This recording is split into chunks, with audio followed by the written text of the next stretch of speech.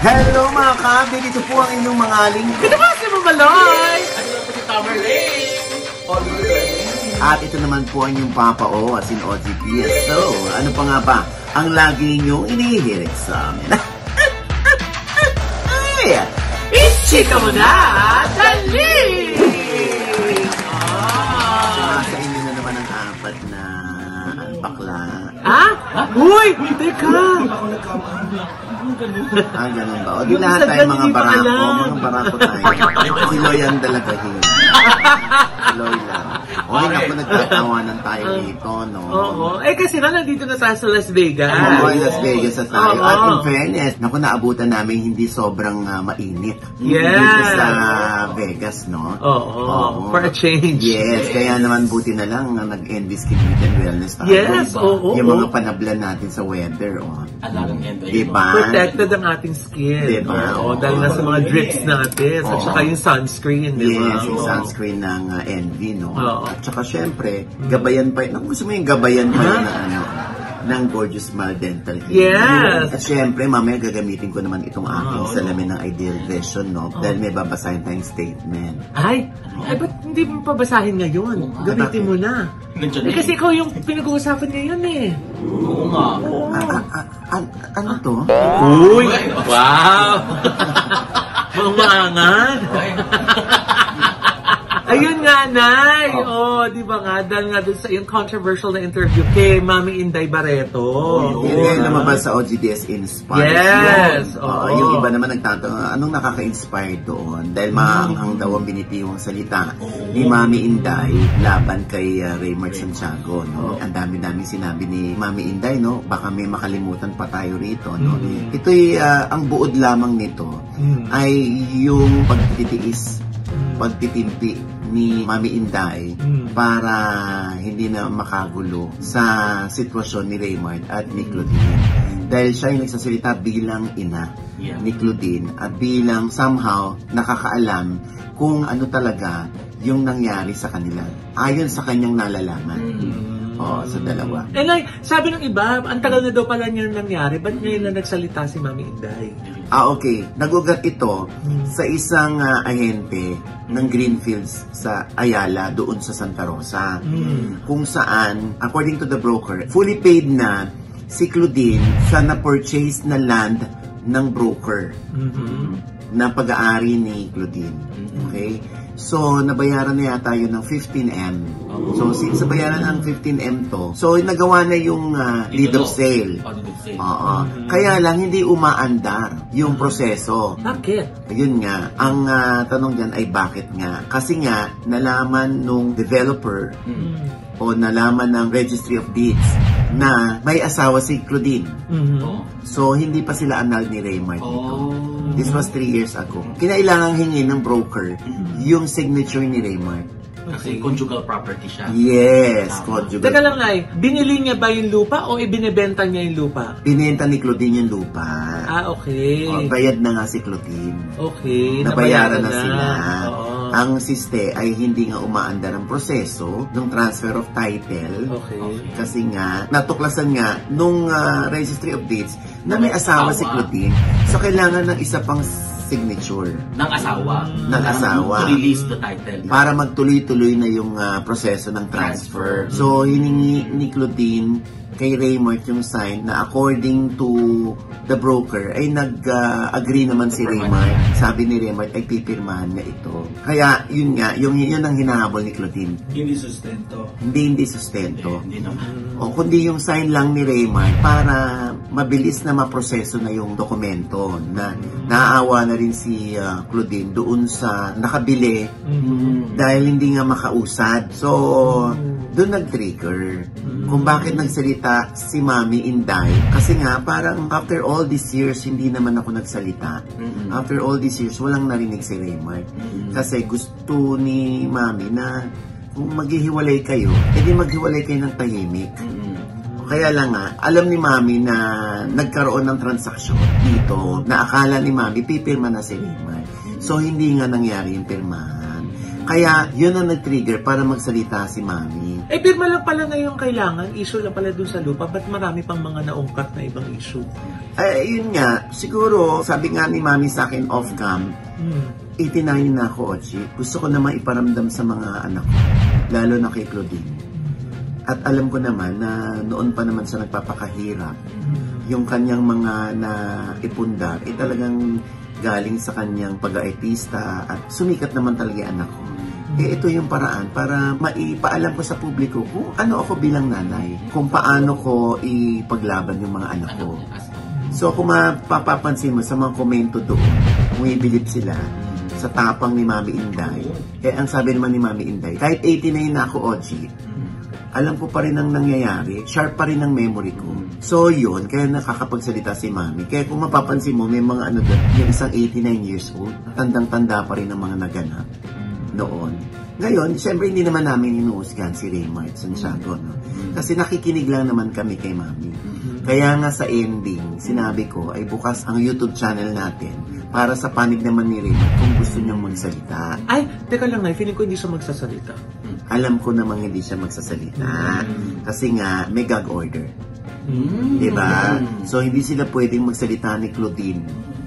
Kaya dito rin nagtatanong yung mga netizen, bakit ngayon lang nagsalita? Bakit hindi nagsalita noon si Claudine? Kasi nga, naipit sila ng gag order. Oo, yun. Kaya nahimik din si Claudine. So, si Mami na lang ang nagboluntaryong nagsalita. Ako naman, sa totoo lang, nag-reach out naman ako kay Raymart dati. Sabi ko sa kanya, at alam ko nabasa naman ni Raymart na yun nga, may lumapit nga sa aking broker na yun nga na baka pwede nyo kaming tulungan na magpapirma ito kay Raymart para matapos na po kasi magdedemanda na po yung nakabili ng lupa. Kasi matagal na siyang bayad. Kung hindi po mapipirmahan, yung isang pirma na lang na kulang ni Raymart, kung hindi po yan magagawa, magdedemanda na po yung nakabili na siyempre ibabalik sa kanila yung 15M plus charges plus interest. Kaya si Claudine, siyempre, hindi naman nag-aastang mayaman si Claudine, hindi naman nag-aastang sikat pa rin si Claudine. Siyempre, nag-aano pa rin siya na wala akong ibabayad dyan. Nag-agree naman si Raymart na i-sign. Verbal. Kaya lang nga, silang dalawa ni Raymart, yung kinakausap ko, para hindi na to mauwi pa sa demandahan.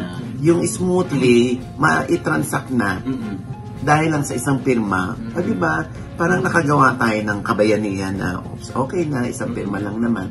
Pero hindi tayo sinagot ni Raymart. Kaya si Mami na nagtaas ng kamay at tumawag sa akin. G, pwede mo ba ako interviewin? Magsasalita lang ako bilang si Mami Inday, bilang nanay ni Claudine. So, ayan, binigyan natin ng platform si Mami to speak up. Hindi kaya dahil dyan, lalong hindi gagawin ni Raymart yun. Hindi ko na alam kung hindi gagawin niya ni Raymart or magmamatigas si Raymart. Depende, hindi naman natin alam kung ano yung damdamin ni Raymart ngayon. Pero, yung kanyang legal counsel, yung Calleja Law Firm, sa pangunguna ni Attorney Howard Calleja, at ng kanyang isa pang abogadong si Attorney Katrina Jessica Ginigundo, yun, ay nag-press statement sila. In fairness to them, na-appreciate ko yung kanilang effort na mag-reach out sa akin. At ang sinabi nga niya, Mama Loy, nabasa mo yung di ba? Oo nga, Nay. So, sinabi nga doon na napanood daw ni Raymart Santiago yung interview ni Mami Inday sa YouTube channel mo. Tapos, it was very unfortunate that Mrs. Barreto opted to resort to publicity to spread this untruthful and slanderous narrative about their client and his marriage with Miss Claudine Barreto. Was likewise repeatedly exploited social media and sought recourse through trial by publicity to discredit their client's name and reputation.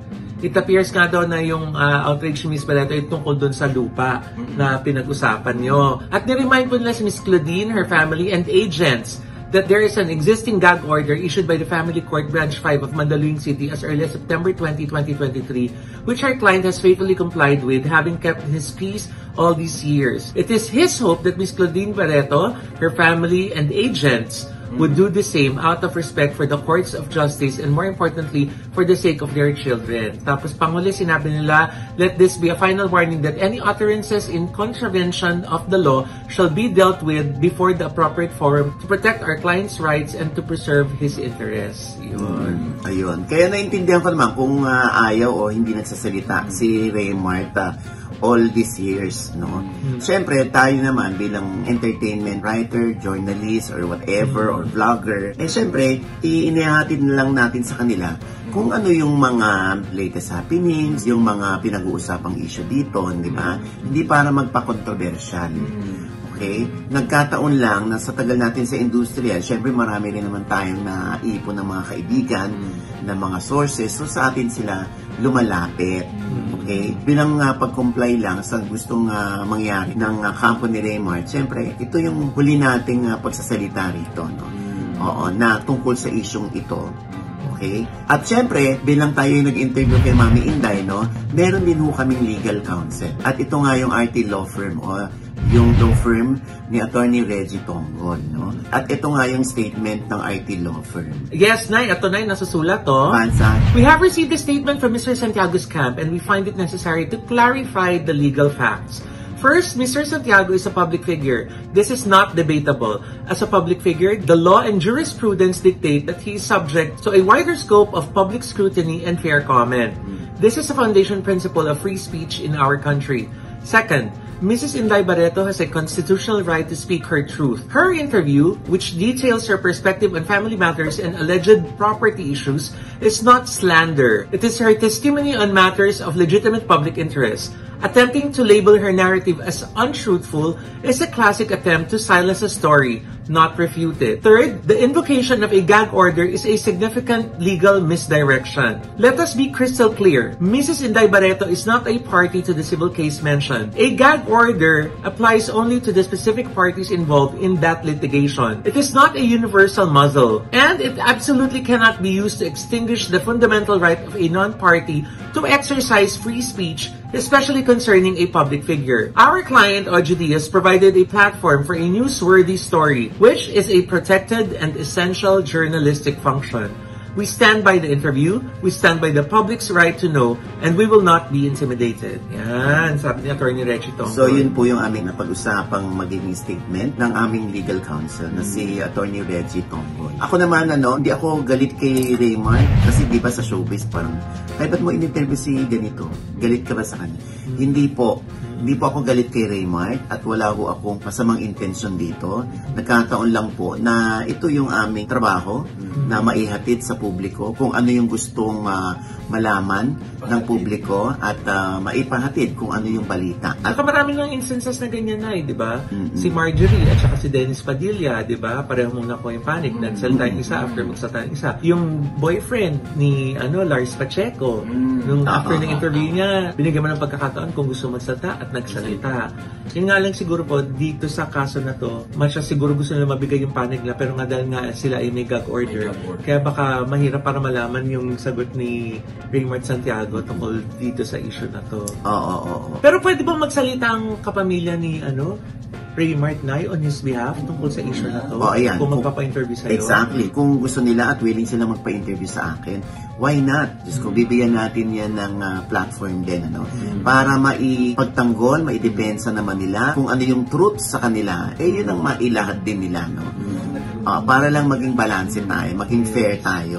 Dahil ako naman, ang lagi kong iniisip dito, wala namang masamang tinapay si Claudine sa akin, ganun din si Raymart. Pag nakikita naman kami ni Raymart, ay okay naman kami, At syempre, sa atin lang naman dito, hangad lang naman natin na kung hindi magkakaayos, maging civil na lamang sila at magkaroon ng responsible co-parenting. Yeah, para lang sa mga bata. Oo, diba? Gusto ko yung kumang sabihin bukas ang aming programa para sa panig ni Raymart, talaga naman bukas kami. Kaya lang, kung may gag order, naiintindihan naman po namin. Ay, kaso na ito yata, iba yung pagkaintindi ng ibang tao. Saan? Doon sa post ni Miss Chris sa birthday ni Bea Alonso. Bakit? Ano ba yung pinost ni Chris? Ay! Nalarawan din niya. Ay! Ano ba naman ito? Pinost, hindi nakapost na gano'n. Kung ba't agad? Ito nga, Nay. Sabi ni Miss Chris, nasusulat. Basa. My nephew is a close friend of the one you're getting to know. Your greetings reached me. Thank you, Bay. You are as beautiful as ever. Hoping to see you in 3.5 months. Anong mali doon? Ay, ibang mga fans na na-curious. Ano daw ba yung meron in 3.5 months? Sabi nilang ganon. Sabi ng isa, Miss Chris, glad to know you're doing well na. Always praying for you. May I ask kung ano po ang happenings after 3.5 months? Sabi ganon. So yung isa naman sabi, at Chris Aquino, that's a good day to get married, January 18. So, ang pagkaintindi yata ng iba, cryptic yung post ni Miss Chris. Makahulugan. Oo, na may magaganap in 3.5 months. Okay. So, ang iniisip ng mga netizen sa pagbati ni Chris Aquino na see you in 3.5 months ay yun yung petsa kung kailan ikakasal si Bea Alonzo at si Vincent Co. So, ano bang alam mo, Mama Loy? Ha? Di ba? Friendship kayo ni Miss Chris. So, ano na ba yung sunod na balita? Paano yan? Ano na yung susunod na balita? Para alam mo, parang okay kayong dalawa na sa susunod na ano, no? Parang ayaw magsalita ni Mama Loy, kayo na lang sa susunod. Anong alam mo? Eto na nga! Ano nga? Wala daw siyang ibig sabihin doon. Ginread lang talaga niya si Bea Alonzo ng happy birthday. Yung sinasabi niyang 3.5 months kasi yun yung end ng isolation niya. So, pwede na siyang tumanggap ng bisita. Ganon. Okay. So, siguro, ang parating ni Bea doon sa pamangkin ni Chris ay gusto siyang bisitahin. Kaya lang hindi pa siya pwede ngayon kasi nasa isolation siya. Yes. Okay. So, pwede nang bisitahin si Chris after 3.5 months. Kasi nga, 6 months yung isolation niya after ma-administer sa kanya yung mga matapang na gamot. So, ayan, malinaw na ha. Pero syempre, alam mo, sa ganitong pagkakataon na napakaraming nagsasabi na ready na si Bea na ikasal. Ibig sabihin, magandang reaction ito. Na it's about time for Bea to get married na. Marami yung nag-iisip about her happiness and her future, di ba? Na parang feeling nila, it's about time na yung sarili naman ni Bea yung kanyang isipin, di ba? Yung buhay pagpapamilya, yung family life, di ba? Correct. Yun, ha? Malinaw na yan. So, malinaw na yan, Mama Loy. So, ano naman ngayon ang malabo? Kasi malinaw na, di ba? So, may malabo ba? May alam ka Ang labo mo, Alaska Boy. Ikaw yung nagkwento sa akin yan kanina eh. Ano yung malabo? Kung sa malabong mangyari eh. Kasi nga, may nagpa-viral nga na video ngayon. Na ano? Ito Kamusta kayong lahat dito sa aking stage? Kumusta bro shooting natin? Sobrang happy ako makasama ko yung bagong love team ko sa Dora Ay, nakakaloka. Diba? Si Donnie Pangilinan at Kyle Echari. Ano ba yun? Bagong love team. Kaya nga, So ngayon mga netizen nagre-react. Alam ko, di ba meron silang serye? Oo nga, yung Roha. BL ba yan? Hindi sa BL, gagawin. May pagka-action din to. Action drama din. BL ka rin no? BL din to ni Baklang Laro. Ano nga? Bakit sila? Ano ba sabi ng netizen nung mapanood ang video na yon? Maganda daw ang kanilang chemistry. Ayan, may chemistry sila. Na pwede silang gumawa ng BL series. Nakikiligin ang mga tao, gano'n. Yun daw. Alam mo, baklang-bakla ka kasi nga ikaw mismo kinilig ka din sa video. Di ba alam sa kanila? Di ba ano to? Di ba alam sa inyo? Artista ka, di ba? Sa buhok mong yan. So, yung role ko, di ba dapat ganun lagi?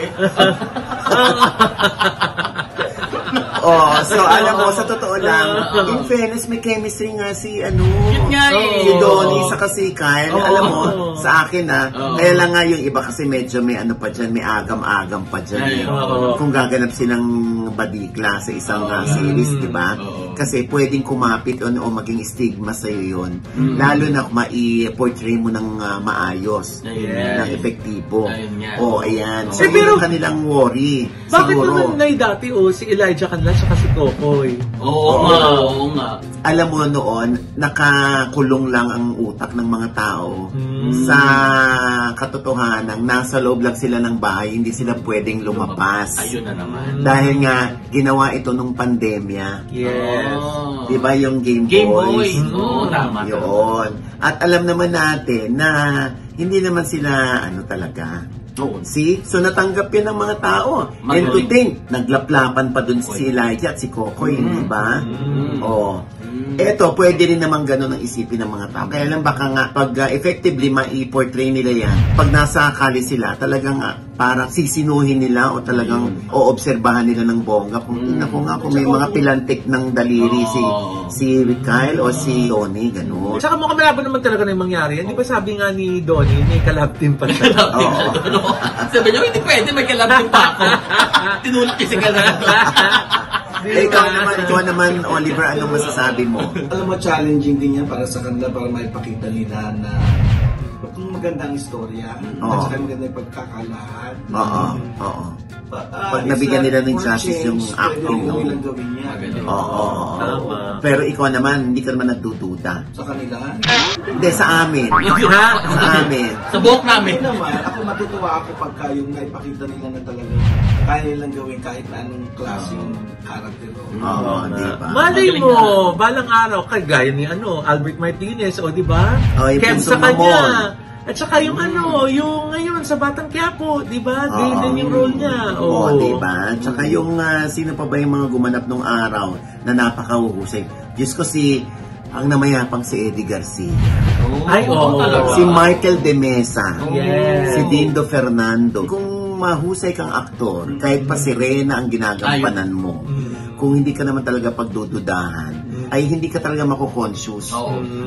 Syempre meron ding mga nachichismis ng mga bading dito sa showbiz na hindi talaga nila gagawin yan kasi talagang mag-conclude na. Malapit sa katotohanan. Yung mga taayan, kayang-kaya pala niya yan. Hindi kailangan ng workshop. Kesa pamili. Di ba? Ganon. Sino ba yung mga yan? Ay, syempre hindi naman para mag-out tayo dito. Hindi naman namin ginagawa yun. Hayaan mong sila yung mag-out tapos saka lang tayo magko-komento. Pero alam mo, kahit feeling ko pumayag si Donnie tsaka si Kyle, mukhang malabo mangyari. Hindi rin, no? Bakit? Baka hindi pumayag yung mga fans. Oo nga, Don Bell. Tsaka yung mga fans din ni Kyle, di ba? Tanungin natin sa mga fans. O kayo po ba, payag po kayo or interesado po ba kayo kung magkakaroon ng project na magka-partner as lover si Donnie tsaka si Kyle? Comment below po. At teka lang, saan ba nang galing yung video na yan? Saan naganap yan? Oo nga. Di ba nga nag-asap Vancouver sila? So doon sa stage. Perform my number. Dyan ba yun? Oo, doon. Okay. So, syempre, hindi naman natin alam dahil ang alam lang natin yung 2 nights sold out. Wow! Ang kanilang ASAP Vancouver. Congratulations. Ayan, at syempre, isa sa mga nagpatingkad lalo pa ng gabi at nagpangiti sa labi at sa panga ng mga kababayan natin sa Canada ay si Vice Ganda. Ano ba yung nangyari doon kay Vice? Ba't siya yung talagang pinupuri ng mga tao? So may kasi special guest siya doon. Kaya talaga yung mga tao din hinihintay din siya kasi iba kasi pag may ang nandun sa stage. Saka yung number niya parang may parunggit na naman. Di ba? Sa mga nangyayari sa bansa. Ayun na nga, nakatangga siya doon. Di ba? At saka isa pa na gumawa ng ingay dyan, sa ASAP concert. Si Miss Ann Curtis. Di ba? Alam mo, talaga ang mga tao na pag si Ann Curtis ang kakanta, ay una, ang inaasahan nila, hindi ito pre-recorded. Hindi ito lip-sync. Live talaga kung kumanta si Ann. At talagang ang iniisip at ang inaabangan nila talaga, hinihintay nila, ay yung wala sa tono na pagpalseto o pagtaas ng tono ni Ann. Huwag naman wala sa tono. Pwede mo sabihin lang natin sariling version ni Ann. At saka, Diyos ko, talagang, alam mo, sobrang tuwang-tuwa at hindi kinwestiyon ng mga tao na kumbaga, kahit pumiyok si Ann, ay hindi, yan ang tatak sa amin ni Ann Curtis. Yan. Ngayon, pag tama, ang tono at hindi disintonado, si Ann. Si Ann ba yan? Yung mga tao, diba? Oo. Kaya si Ann lang talaga yung makakapagdala niyan, makakapagbigay ng justice doon sa mga pagbibirit ng gaganon ka. Gaganon ka. Playtime pa nga si Miss Red kasi habang kumakanta si Miss Ann, pinasok ni Miss Red yung karton sa ulo niya. Palitan na daw siya. Si Ann na. Ikaw na, sige na. Kaya nagpapalal yung karton na Oh my God. sa ulo niya. Ay, nakakaloka. Alam mo, isa talaga bahagi na ng kasaysayan ng showbiz. Itong si Ann Curtis. Yes. Diba? Katulad ng yung pagkakaroon ni Ann ng wax figure sa Madame Tussauds. Ay, oo. Ay, oo na, sa Hong Kong. Nahanay na siya dun sa mga celebrities natin na meron diyang wax figure, gaya ni Pia Wurtzbach, ni Catriona Gray, ni Manny Pacquiao, ni Lea Salonga, tapos yun nga si Ann. Pero Nay, mukhang meron na naman bagong Pilipinong magagawa ng wax dyan. Dahil nag-blind item na. Gusto mo yung nag-blind item yung Madame Tussauds? Balik mo, ikaw na yung susunod. Uy, hindi ko na-expect talaga yan. Parang yung anino naman, may ponytail dito. Wala ka naman ponytail. Sandali muna. Baka naman pwede mo ilapit sa akin yung clue sa blind item. Ano sabi? Ito na nga, sabi ng dun sa post ng Madame Tussauds. Someone special is joining Madame Tussauds' Hong Kong's red carpet. Can you guess who our next Filipino wax figure is from these clues? Ito na nga ang clue. Anong clue? Capital letters. Siyempre, ito yan generic. Sabi, she launched her acting journey at just 7 years old. She starred in the first Filipino film to hit over 1 billion pesos globally. Drop your guesses below as we count down to the big reveal. Sabi ng Tussauds. So, dun sa anino, Nay, may silhouette eh. Sabi nila, base sa silhouette at saka dun sa clue, si Catherine Bernardo daw ito. Kasi yung pelikula nila ni Alden, nag-1 billion. Yun lang ba na yung unang nag-1 billion? At child star, na 7 years old. Yeah. I think si Catherine Bernardo nga. Ayan, congratulations kay Catherine. Yes, kung siya nga. Congratulations. Soon naman nare-reveal na yan eh. Yan ay hula lang ng mga netizen. Yes. At natin, At yung hula natin, hindi naman nakakahiya. Dahil alam naman natin deserve ni Catherine. Diba?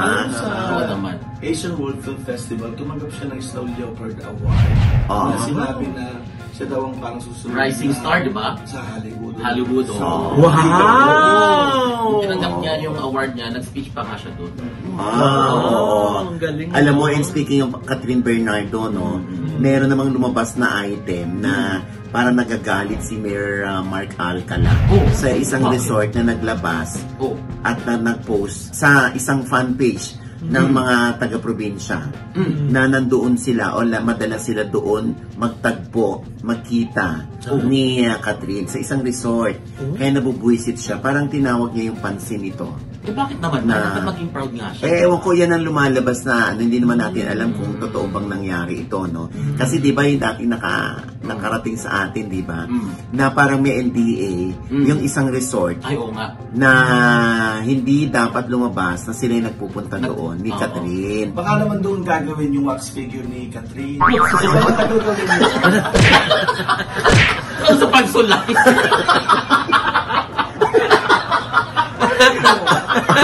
Sasabtan na. Nalagay sa entrance. Di ba Madame Tussauds Hong Kong to? O naging Madame Tussauds Resort na? Sa entrance sila lang. Ay, nako. Pagkaganyan nga. Kung totoo man itong balita na lumabas na ito, hindi ito fake, no? Siyempre, lilipat sila ng ibang resort. Kung hindi pala kayo pwedeng pagkatiwalaan. Diba? Siyempre, sikat si Catherine, pasensya na, no? Maging si Mayor Alcala, kahit hindi showbiz, at isang political figure, nakikilala na rin Kaya syempre, pag sila nagkasama, talagang sila ay mababalita, maipopost. Siyempre, alam mo ngayon, hindi lang kami ang kumukuha ng scoop. Hindi lang kami yung naghahanap ng scoop, pati ang mga netizen. Ang dami. Nakikipaglaban na rin sa sa scoop-scoopan. So may cellphone tsaka ganun talaga pag public figure ka, sikat ka palalo, hindi ba? Kahit sa ibang bansa ka, basta may Pilipino doon. Makikilala ka at maibabalita yan sa GC nila. At yung mga nando sa GC, sila yung mag-uunahan na mag-post sa kanilang sockmail. Tama. So, ganun lang dito. Kaya lang nga, yun nga, kasi ako naman, kung gusto nila talagang magkita, no, doon na lang sa isang pribadong lugar na sila lamang. Kasi kahit ang mga kasama nila, may NDA yan o may sinumpaang salaysay yan na hindi sila magchichika. Kung saan man magpunta yung dalawa, meron pa rin ibang taong makakakita. Akala ko ba nag-live na sila sa isang condo sa BGC? Meron ba tayong sinabing BGC noon? At may lugar ba? Nag-live-in lang, di ba? Saan ba na yan? Sa'yo yata Hindi, wala na ito kung sabing BGC. Talaga si Oliver. Alam mo, ka na naman siya. Ito nakakalimutan ng mga netizen na hindi na po minor de edad si Catherine. Alam niya kung ano yung kanyang ginagawa, ang kanyang pinapasok o yung kanyang nakakasalamuha mga tao. Choice niya yun. Nagkataon lang na isang political figure, si Mayor Alcala. So, ako naman parang feeling ko, ibigay natin kay Catherine. Oo nga naman. Ba't ayaw pa nila umamin? Parang hindi na sila nagtatago? Kasi marami pa rin nag-expect na magbabalikan pa sila ni Daniel. Sa bagay, may point. Paano naman magkakabalikan? Pero ganun din ang nangyari. Kasi si Daniel, di ba, sabi din niya, ayaw din niya magsalita about kay Kyla. Kasi niya private lang din. Okay, so bilang matagal na rito sa industriya, kasi ganun ho talaga, no? Nung araw, ang mga narrative, nako, hintayin mo silang mag-split. Saka natin malalaman na naging sila pala. Sa henerasyon ngayon, natatakot na yung mga artista na aminin in public kung sino yung kanilang karelasyon. Kung totoo bang may relasyon sila nung madalas na nababalita. Kasi nga ayaw nga nilang masira ang kanilang pribadong buhay. Parang isineseparate nila na iba yung aking showbiz na pampubliko, iba rin yung pampersonal ko. Akin yun, ibigay nyo na. So parang ganun lumalapas. Kasi parang di ba mas mahirap yun, Nay? Katulad yan, gusto mong lumabas, pumarty, umattend ng event, nakasama yung significant other mo, pero napipigilan ka dahil nga may tinatago ka. Yun nga yung mahirap. Yan yung kanilang dapat na i-deal. No, na wala silang choice. Kaya nga di ba merong sinasabing it's lonely at the top. Kasi nga, kahit nandun ka sa top, hindi mo na magawa kung ano yung gusto mo. Parang nalilimit ka na lang kasi nandito ka sa taas, hindi ka pwedeng gumagagaga sa ilalim kahit gusto mong maging gagagaga nang wala ka naman tinatapakang ibang tao. Kaya lang hindi mo magawa kasi mahuhusgahan ka. Kasi may imahe kang dapat protektahan. Yun. Kaya ang hirap na maging artista. Ang hirap maging lonely at the top. Yes. Minsan din naman lonely at the bottom. Ay, naku. Totoo ba? Sino ba yun? Lonely ka ba pag bottom ka? Ha? At the bottom. Hindi. Ay, sorry. Ano ba yun? Ay, nakalon. Anyway, that mga kaibigan, ito po ang inyong mga lingkod. Ito po si Mama Lo, yung mga nanonood pa sa amin ng di pa namin subscriber. Please subscribe now na. Click like the subscribe button na nandyan sa ibaba. At syempre pa, ang kanya-kanya naming channel. Yes, sana man natin nag-subscribe po kayo sa YouTube channel ko. That's Mama Lo, M-A-M-A-L-O-I. At nandiyan po nakapost yung amin pong masayang ganap sa Colorado. Yes, saya-saya. Thank you so much po. Kay Miss JC. Si JC Escobar Makaspak at ang kanyang family sa Colorado. Maraming salamat. Sobrang malasakit ni JC sa atin. Thank you so much. At sa Thank you for the beautiful mga na-meet namin dyan na napakababait nating mga kababayan. Yes, panoorin niyo po yung vlog. Naku po. Yes. Ang saya. Grabe. Ayan. At syempre pa, ikaw naman. Syempre naman po, sa Instagram lang, Pamimopia, at also yung mga future shows namin with Oliver Carne sa Under Global Artist Entertainment. Yes, social. Ikaw naman. Ang YouTube channel ko po ay Hollywood Flip by Oliver Carnay. At mayroon akong hollywoodflip.com Pom. Wow. That's been there since it's established since 1999. Wow! Since 1999. Tagal-tagal mo na sa industriya talaga. Yes. Pero mas matagal sa'yo yata kasi matagal na yung Ultra Mega. Ay, oo. Mas matagal sa'yo yan. Kasi meron silang 39 branches at 3 distributorship center. Yes! Napakamura po ng mga bilihin dahil ang mga namimili po dyan mismo, yung mga sari-sari stores at mga mini groceries. Yes, akala nila hindi pwede yung hindi mga manininda. Hindi po. Pambahay-bahay lang. Yes, pang household. Ay, Diyos ko po. Yes. Ayan na po ang wholesale and retail po. Yes. At Pwede syempre, ka mamili dyan pag uwi ko. pag uwi mo, mamili ka dyan, At syempre, Diyos ko, the more items or the more groceries na bibili ninyo, the more points na magiging ninyo. May reward system. Yes. Ang taray dyan sa Ultra Mega. Mura na. Talagang kompleto pa yung iba. Wala lang mga sa wet section. Doon talaga yung mga pang-grocery talaga. Pwede nyo pa yan mga senior citizen. Oo naman. Nalungkot si Tito Oliver. Doon pa naman daw lagi siya sa wet section. Doon siya lagi. Hindi, sa wet area. Area ba? Sa spa. Ayaw na Tito Ernie din yung ganyan. Ay, nako. Ayan At syempre pa, ang ating panayam pa rin kay Mami Inday Barreto sa OGDS Inspires.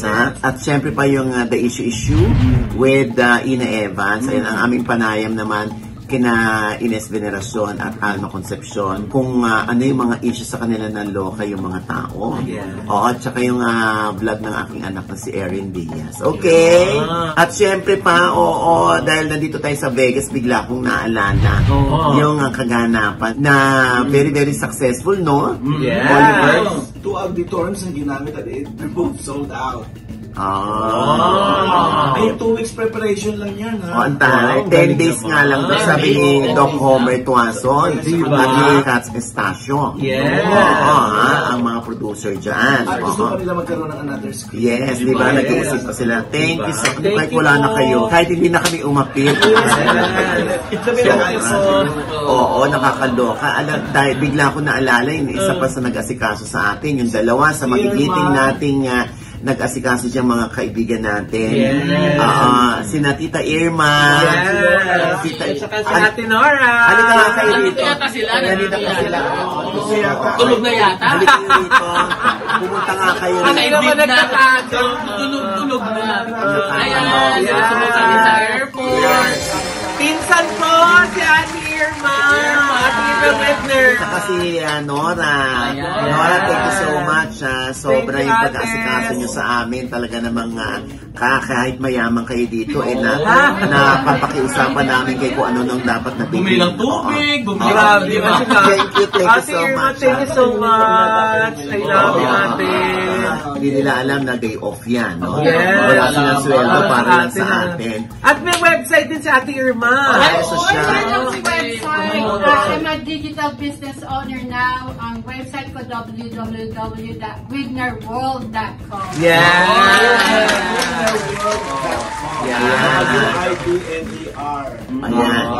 Ayan, maraming salamat Naku, kasi nga kaya sila nandito dahil gusto raw nilang yung ending. So yung actually yung panood paano tayo mag-shoot. Ngayon, alam na nila.